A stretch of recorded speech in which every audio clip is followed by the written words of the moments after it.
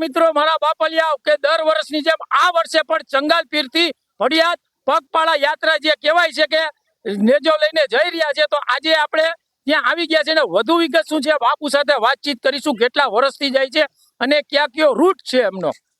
મયુર બાપા, આપણે 10મો વર્ષ પૂર્ણ થાય છે આ વર્ષે।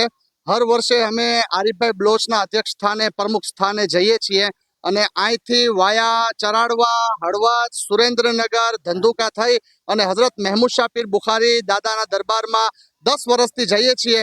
હિન્દુ મુસ્લિમ એકતા સંમેલન સાથે જઈએ છીએ।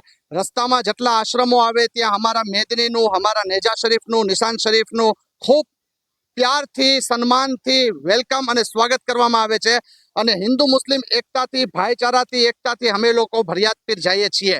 આજે 10મો વર્ષ છે અને ખૂબ ખુશહાલીથી, સહજ ખુશી સાથે અમે લોકો ભડિયાદ પીર મુબારક વારગામાં જઈએ છીએ અને આપ લોકોથી મારી એક રિક્વેસ્ટ છે કે હર વર્ષના જેમ આ વર્ષે પણ આ મેદનીને કામયાબ બનાવવા માટે પગપાળા યાત્રામાં આપ તમામ જોડાઓ અને આ મહેમૂદ શાહ પીર બુખારી દાદાની જે મેદની છે એ હર વર્ષ હિન્દુ મુસ્લિમ એકતાનો એક સારો એવો ભારત માટે, આપણા દેશ માટે, આપણા હિન્દુસ્તાન માટે એકતાનો સંદેશ છે અને અમે જ્યાં જ્યાં પણ જઈએ છીએ ત્યાં અમને ખૂબ પ્યાર મળે છે, ખૂબ સ્નેહ મળે છે, એકતાનો અમને ખૂબ સંદેશો આપવામાં આવે છે।